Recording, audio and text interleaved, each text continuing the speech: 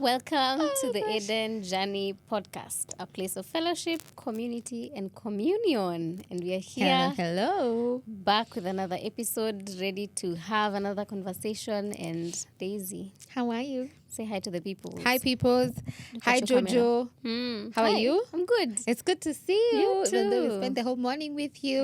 I know, you too. Yeah, we're back again with another episode. Thank you so much, guys. You guys are so I amazing. know. The comments, been so comments, the engagements. Yeah, it's been so good. And as we start today's conversation, I want to read some few comments. I will start with the TikTok. Yeah. Clock up. It's a what? Clock up. That's what it's called. That's Are you what making that the up? Gen Z. No. Why would I make it? It's called the clock up. Really? Guys, tuambie kwa comments. It's called the clock up. Okay, so Like the TikTok clock. oh, Yeah. Okay. Wow. Okay. I think even clock it came from TikTok. Clock Ama? it I came don't from know. TikTok. I'm assuming. Well, clearly we are behind on our It's my trends. Anyway, conspiracy theory. yes.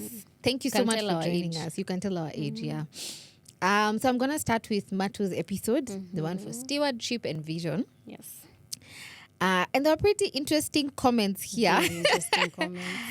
Like there's one person who says, so in the video, if you've not watched the video, go and watch the Link video. it. I'll link it. Yeah, it says 1,000 bob a week in 2013 ni nyingi sana kama umelipa rent. My wilderness season taught me that I can survive on 300 bob a week. Then he continues to say, never thought I'd be here, but I prayed gets better. It will. I had lost all faith, but I met someone who keeps speaking life into me, and I'm really trying to be positive. That's amazing. And I loved the comments under the comment. So funny. Sub comments. Yeah, some comments. Someone was just like, it's not a competition of who is suffering more. No. And just because my suffering looks different from yours doesn't invalidate mine. You said something. Just because my heart doesn't look like your heart Doesn't mean mine is not is hard. not hard. Yes. Yeah, all of them can be hard. They're all hard. So someone else said, me going through it and asking God, what instruction am I missing? Just stay at a place of hearing. Yeah. Be still. Stillness. And also maybe go to the last instruction. Pastor Angie always says, go to the last instruction that God gave you. Then go from there. And then sometimes if you're going through it, it doesn't mean that you're missing. Sometimes it doesn't mean there's anything you're missing. Yeah, doesn't mean sometimes it's just a season. Like, it's life. Yeah, like, there are it's a times season. where, even when you're driving, there are times where you go down a valley, you go up. You take corners. So don't ever feel like don't blame yourself. Yeah, Is there yeah. something I'm missing? Is there something I'm not hearing God? No, just... And that ties actually into what we're discussing today. But let's finish the comments. Okay. Yeah. So those are from TikTok.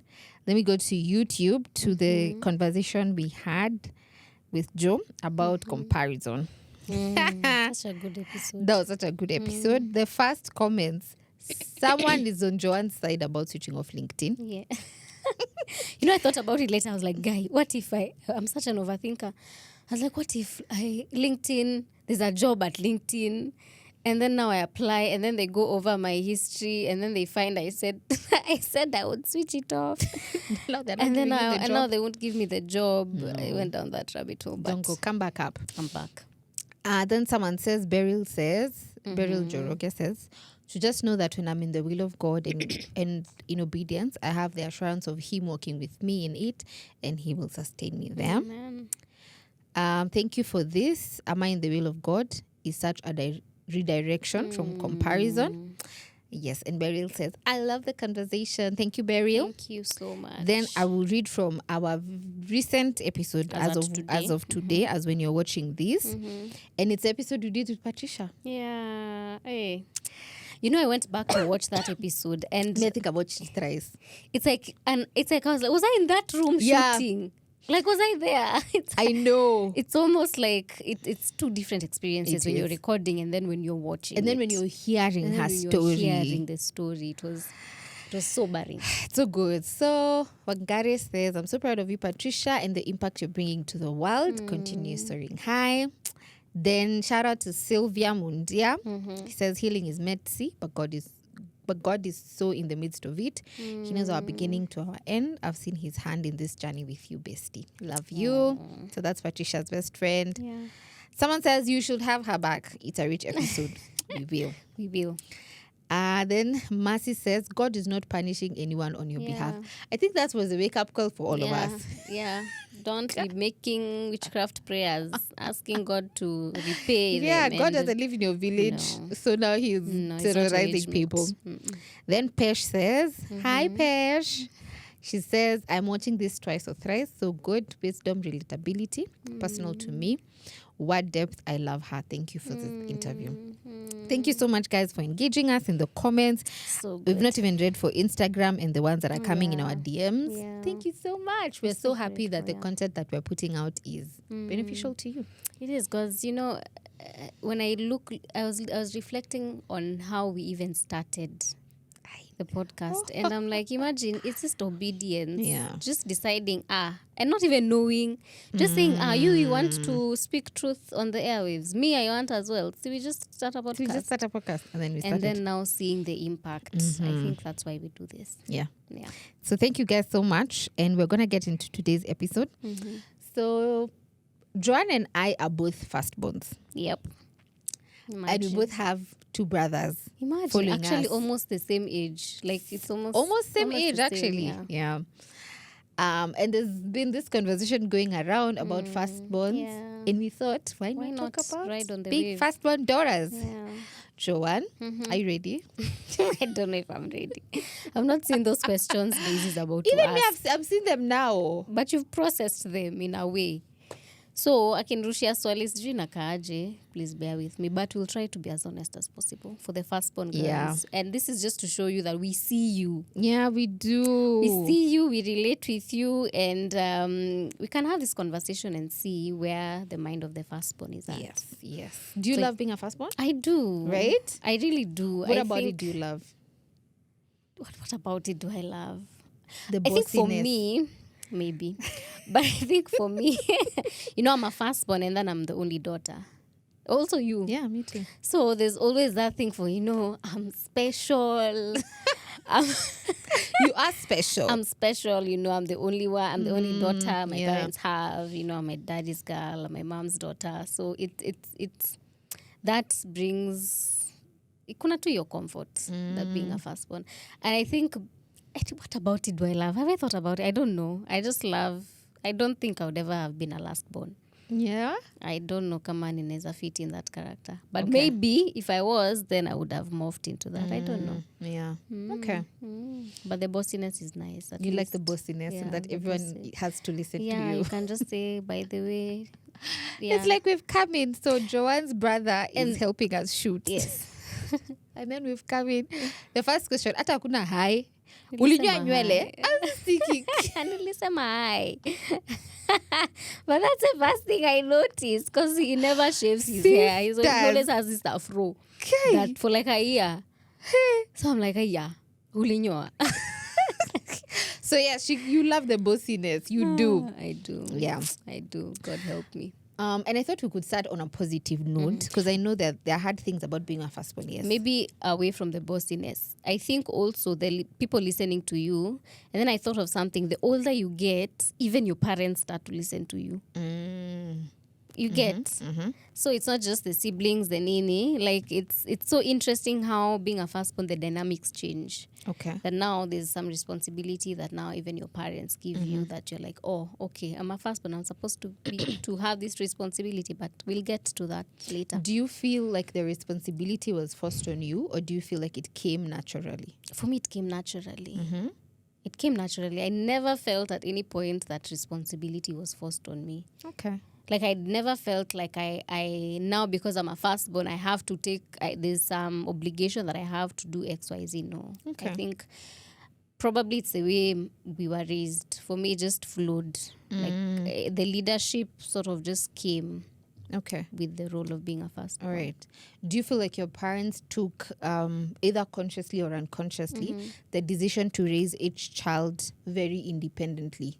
Because then sometimes, and I think that's why the firstborn conversation is really ongoing, it's because you're parentified before you're a parent. Yes. So you're a firstborn, yes. Yes. But now you have siblings and automatically that means they're looking up to you, the responsibility is yours. Do you feel like your parents took special attention to the fact that just because Joan is a firstborn, we have to treat each child very independently? I think they did, maybe unconsciously. Yeah. Because, yeah, that's my experience. Unconsciously, I don't think there were moments where you were parentified. Like now, when my brothers were growing, there were responsibilities I had to take care of them in one way or the other. Make sure wamekula, make sure sijui wamefanya nini, na wajuangi nilifanya hizi vitu. Waniheshimu hawa watu. Waniheshimu. They better respect Tell me. us. You know, make sure wamekula, make sure sijui wamefanya nini, but there were things that they never, like they knew that was their responsibility. It never passed boundaries, but I think it was unconsciously. Yeah. But I've never had this conversation with my mom. Maybe I should, about how that played out. But I never felt like, wewe ndo firstborn, shika mkono, make sure mmeenda. No, they played their role, but I also had to level up at some point and take up some responsibilities that I think are just normal in a household. Okay, you are to ask a very light question. Tumeenda depend. It's okay. Yes, sawa, twende tu. I think for me, I wouldn't say, because as you're saying, responsibility, I don't think they did it consciously, but there was that every child is independent, but I felt the pressure for firstborn in my studies, because I remember my mom always used to say you are like the benchmark. So if Ukianguka kila mtu anaanguka, sasa unashindwa, how am I carrying everybody? Shouldn't just and my brothers are really smart. By the way, they are. True. So my mom used to tell me, you need to make sure that you set the bar high, because and there's a saying in Kikuyu, I don't know if I can get it correctly, but she used to say dogoria ya dhua shodhenishi dhuaga, to mean if the first one is limp in a limp, zote zitaanza kulimp. And sometimes some responsibilities are hard because you also don't understand as a child, or as you're growing up as a teenager, there's a lot you don't understand about that. So you're carrying this pressure to be a certain way, so that the rest are able to also toe the line. Yeah. So I feel like that came, that was very loud. But in terms of like other things, of those ones, as you're saying, responsibility has to come, you have to take care of them and everything. But I felt very special with my dad. I think it's also the only daughter thing. Yeah. So you could tell, even though I'm a firstborn, yes, there is a you're a firstborn, you're but a firstborn, but you're also the only daughter. So there's like a warmth that's there. And I always really, and my mom used to say, you are taking advantage of this. I'm thinking, what else am I supposed to do? Si ni mimi ni mtoto wake. Na ni mimi peke yangu. So I can say, yes, the firstborn was there, but I felt that warmth with my dad. So what are some of the strengths you feel the fact that you're a firstborn has afforded you? Definitely leadership. Like I always step into a space and almost immediately take up a leadership role. It's like, you're born with it's like it's there. I just, either in a team, nini, I always take, especially in church. Like I always took up a lot of leadership qualities. So leadership, definitely. The leadership, decision making. Like I make decisions. Decisions have to be made. So we make them. You don't have analysis paralysis? I do sometimes. I do, especially when I can't figure out where something is going. I do. But kama ni plain A plus 1 plus 1 is 2. Let's just do it. So the leadership aspect for me has been the biggest strength that has come to me being a firstborn. I also think confidence. Okay. I don't know. I keep... Yeah, you are a very confident person. And then I usually introspect and I'm like, okay, where did that come from? And I think it's that... the fact that I'm a firstborn. Ile unaambiwa wageni wamekuja waambie waseme memory verse. Kusema. Fanya. So that's the confidence. Also, I think being a firstborn somehow built up my self-concept. what I know Tell about us about myself. that. Because I was thinking about it the other day, and I was like, and I think Patricia mentioned it in her episode a bit. Self-awareness, self-concept and self-awareness. Yeah. What do you believe about yourself? Yes. So I think either I know that played a role, but maybe also how my parents raised me played a role in what I know about myself. Like there are things I know about myself that I know. Like? I can't even give them. I don't have language for it. Because Like there are things I know, like, for example, if I'm going for a job interview, I always tell you this. yeah, you do. Like I even You just try. need to get in the room. Me, I just need to get in the room. Yeah. If I get in the room, You're getting the job. I'm getting the job. Yeah. Of course, in the past year, I think there are rooms I went into and I didn't get the job. And I'm like, okay, Sasa, it can try What do I do? It can try to affect my self-concept. But then I went back and I was like, that job was just not for me and it's okay. But you know, that self-concept, you don't go back to, I didn't get the job because they rejected me. It's not me they rejected. It's not me. The job was not for me. The job was not for me. So that self-perception, what I believe about myself, there's a belief I have about myself. There's things people would say about themselves, and I'm like, you believe that about yourself? Like, that's so flawed. Why would you believe that about yourself? Why don't you Learning believe this very new side of you? Yeah. Like me, I concluded like I have a very high self. My belief about myself is very clear. It's very what is the word? It's very healthy. Yeah, it's healthy, but it's also settled. Yes. Like it's settled. Kuna vitu si negotiating inazo about myself. Yeah, so maybe it's how my parents raised me, I know. And also identity in Christ and all that. But also I believe being a firstborn has contributed. No, I don't think I am. Wow. Do I try? How is it on this other side? Because what? Because you struggle really with people pleasing a lot. And also with that self-concept thing. I really do. So I'm wondering, Allah. What is it? What goes on in your mind about yourself? So after Patricia spoke, so I went and started to see, because she spoke about 3 things: your real self, your ideal self, and your self-esteem. Yes. So I went and started to do research about what that is, about the real self, the ideal self, and the self-esteem, which is what sits in the middle, right? So the real self is who you actually are. Yes. The ideal self is who you think you should be. And that affects your self-esteem. Yes. So I started to ask myself, because I had been feeling this tug of war inside. And I was wondering, what is the tug of war about? And I started to see, so I got to learn a new word, incongruence. And it's that internal war of, how can I say it? Your real self and your ideal self are not matching, right? Oh, that, yeah.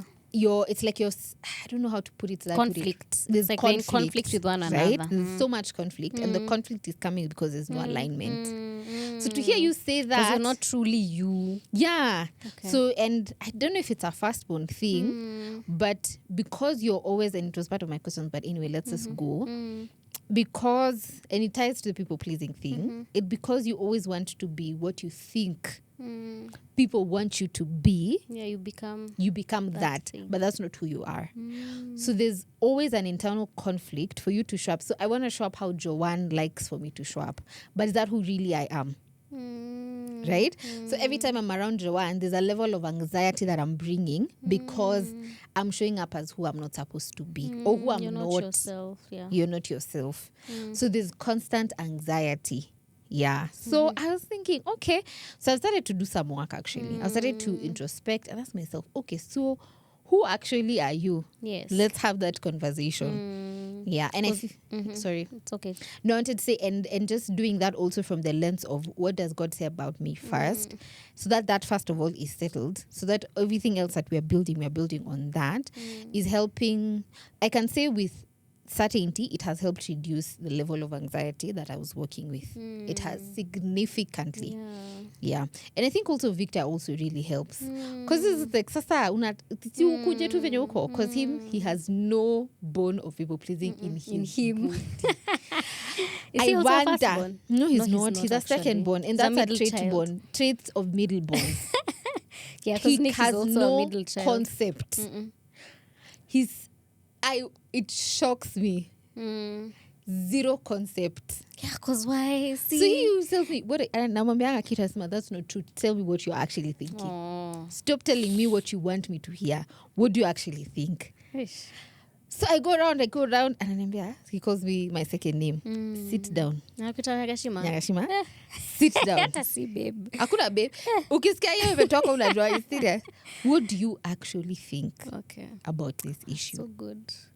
So I think now that has also now built me, has also helped me build my confidence in trusting my own voice. Yeah. Because that's a conversation we had on text the other day. I was telling you, what did I say? I say I didn't like something. Yeah. Hey, Joan is always for, I don't like that. Or I like that. Yeah. You're very... if I put don't... it out there. Let's get it out of the way. Yeah. So, and I was... What did I say? I can't remember the exact comment. And then I I called you and I said something and you're like, hey, you're being passive-aggressive. Oh, yeah. Can't remember the comment, honestly. Yeah. Then I was like, okay, later I thought about it. I was like, okay, maybe I was. Then I apologized.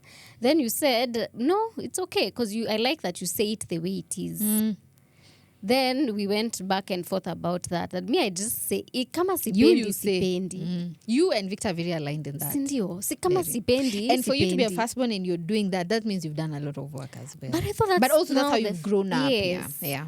I think parents... also that's my mom. Like, that's my mom. My mom says it as it is. Yeah. Sipendi, sitaki. So I think I've also, without knowing, I've picked it up from her. Yeah. Because I'm like, now what if we please I think I do have people pleasing when it comes to work.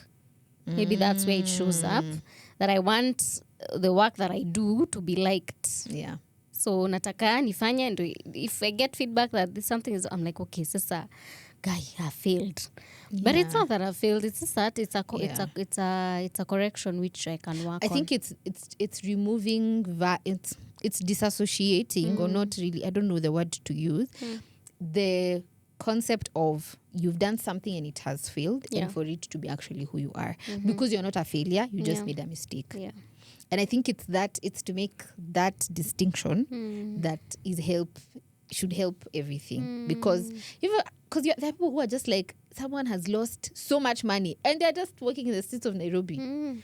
Or something major has happened in their lives, but they're able to see, fine, this has affected me, but is this who I am? So that's very healthy identity part. Like I remember... Actually, I didn't know that about you. Really? Yeah. I also didn't know. I've begun to reflect. Yeah, I think after Patricia's episode, I really reflected as well. Yes. And then also what you said, that there are people who are affected and then they... something happens, but they're able to still move.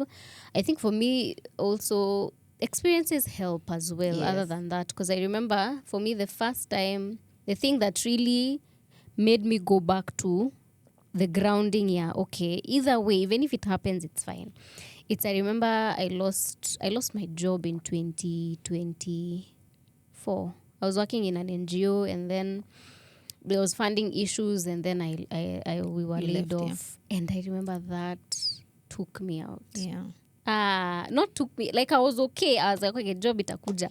But you were very nonchalant about it. You are very... I think... I don't know, you are not... Nilikuwa tu na process in waves. So, and then at that time, we hadn't started planning the wedding, but ilikuwa tu season. I'm like, aya, yani mimi, wananitoa kazi mimi. Who do they know who I am? But then it wasn't about me. So I had to go back. And then now... moved to another NGO, the same funding thing happened. So nilikwambia, are you Jonah? And I'm like, guy, sasa mimi ndo ananivuta kazi mimi. But now that shook me. But then now does that mean I don't go applying for another job? No. I'll still apply. Yes. Does that mean now I go and become an entrepreneur because I label like sasa vitu za kazi I can't be employed, no? So I think the identity, the knowing who you are, goes back and grounds you. Yeah. How did you process? I know you say, but how did you process yourself out of it? But what you're saying is, how did you process that season properly? As you're saying, cried. moved on, cried, moved on. I think for me, it was of course the losing the job, but also the income. So hizo moments zenye pesa sasa hauna do ndo unasema Unakuwa creative. Unakuanga very creative. I know. Unaanza sasa kufikiria ideas. Nifungue law firm. Narudi kwa, and remember I would go to Nick and I'd be like, guys, sasa nitafanya nini? Nimepoteza job, what do I do? Nalia. Alafu I move on. Then I go, it's like the Israelites. Like you get amnesia because God did provide that job. He did. And he will provide another. So I think I just went through the motions. Okay. Through the motions. Also having people, because you would also always remind me, did he provide then? He'll provide. Will he not provide again? And then now he provides. I remember now when I lost the first one, nikaomboleza God provided ya pili. When I lost the second one, nikaomboleza sasa come back. Like, see, look at the history. Look at the pattern, yes. You lost the other one, you got another one. You've lost this one, you'll get another one. Yeah. Okay. That's good. So as a firstborn, are you... But I feel like now that... depending with what I've been seeing online, I don't know. I think our experiences of being a firstborn are very different. And I think that's fine. Yes. I that's think that's okay as good, well. yes. Yeah. Still valid. It's still valid. Do you have a problem asking for help? Yeah, I do. I do. Though I'm working on it. Like, I'm more open to... Why do you feel like you struggle to ask for help? I think feeling like I should know. I should be able to Why do don't it. you know? Yeah, why You should don't have I it figured know? out. I should have it figured out. So yeah, I do. How's that in marriage?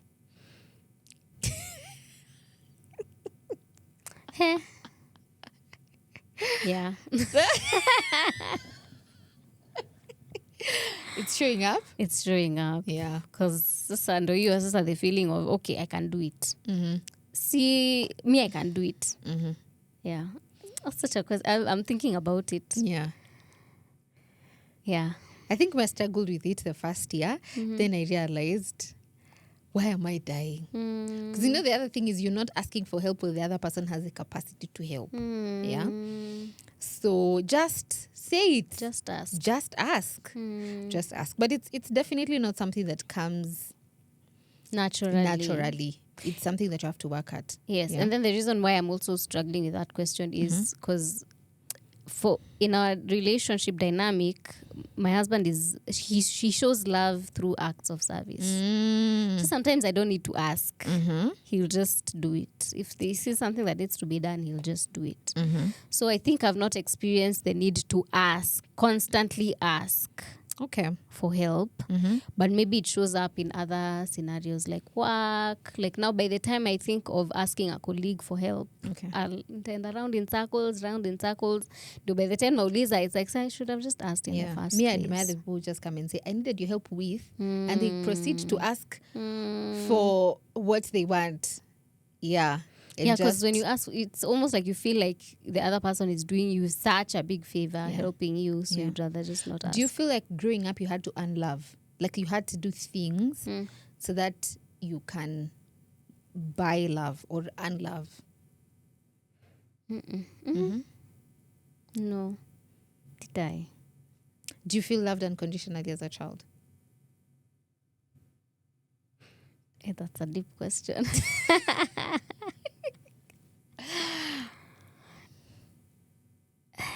I think I was loved the best way they knew how. Yeah, like there's no extreme of I wasn't loved, Nini I was. So it was the best way that they knew how. I think that was unconditionally.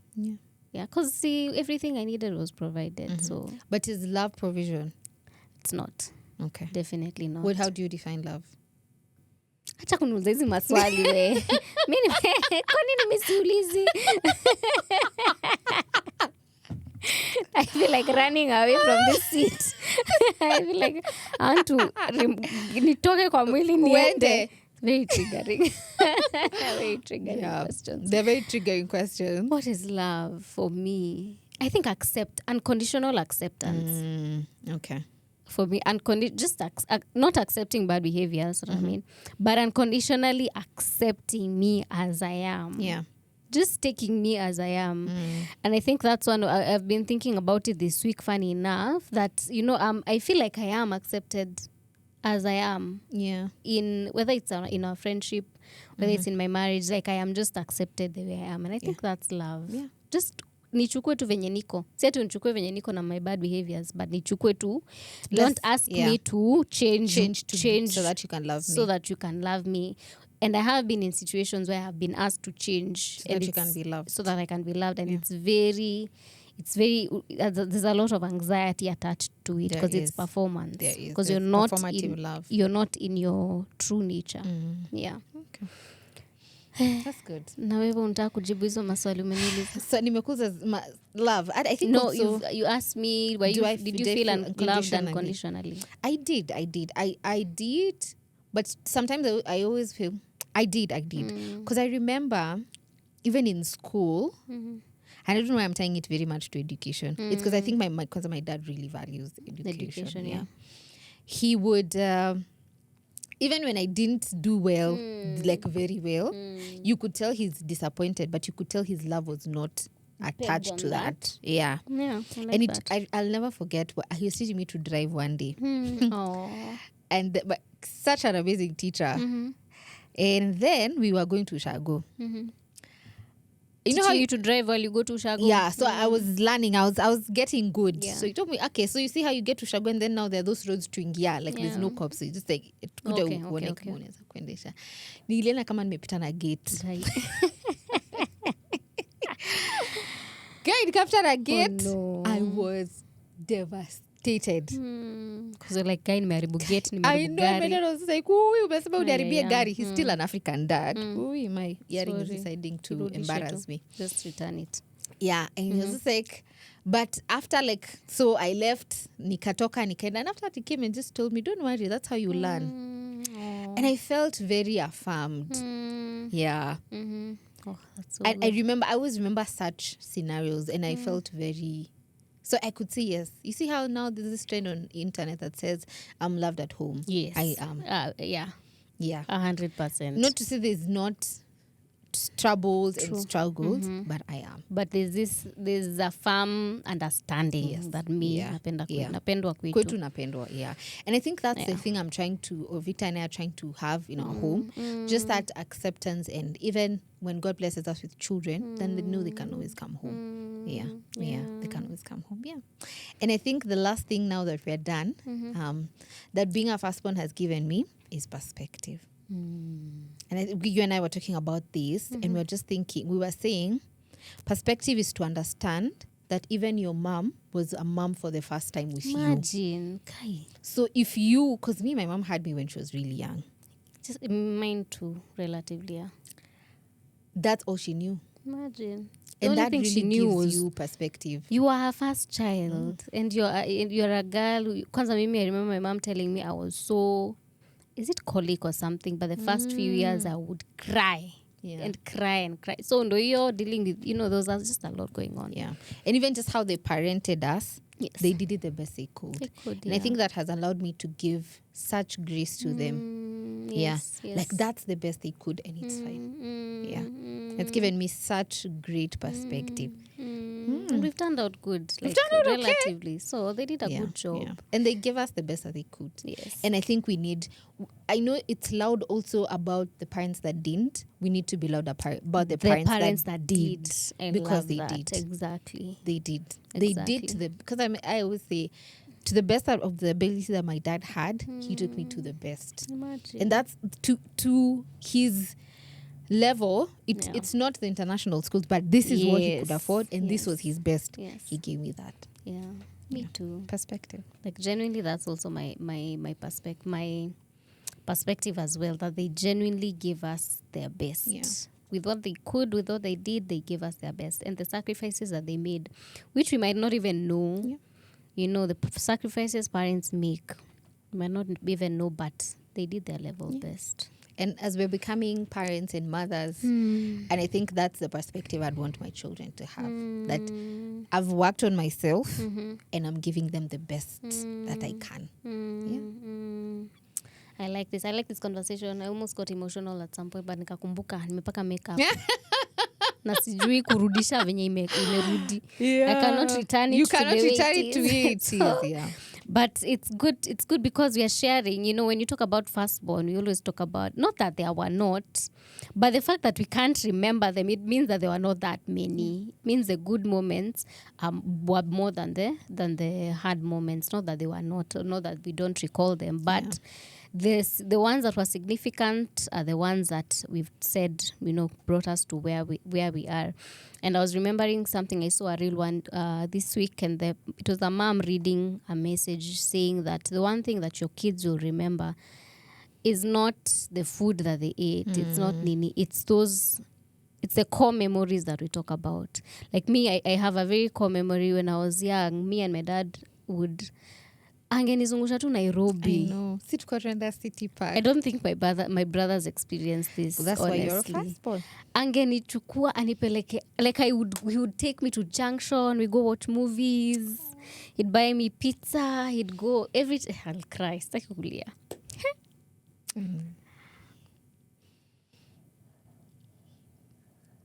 They did what they could, and they did it so well.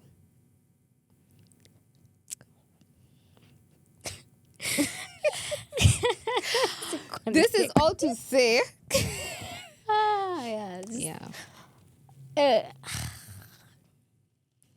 It's a blessing that our fathers were present as well. They were really present, and they gave what they had. They did. And I don't know if they'll get to watch this, but we really do appreciate them. We do.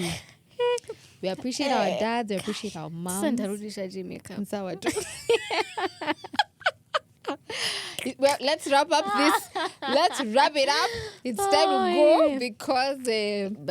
Let me finish what I was saying. Like the experiences that I had when I was small, they were very core memories. Yeah. And I think that also somehow built up the self-concept that I was saying. That I spent time with my dad, spent time with my mom, and they're there. It's a blessing. It is. It really is. Sasa maneno zimepotea. Thank you so much for joining us. But yes, we hope it gives you perspective and it allows you time to sit down and just reflect. Just reflect that our parents are present to the best of how they knew. And we appreciate them for that. We do. We really do appreciate them for us. They've seen us through different seasons and they're still there, and that's such a blessing. So, and maybe someone had a different experience or a similar experience. Please share it with us. Let's hear the memories that you have as a firstborn growing up. The memories that you have as a firstborn now. Or not the memories you have now. You don't have. And how it shaped you as well. Yeah, how it shaped you as well. And what's your experience now? Yes. Thank you, guys. Let's allow Joan to dry her tears, powder her nose. I don't know. Please remember to like, to share, to subscribe, and to comment down below. Thank you, guys. Until we see you in the next one. Bye.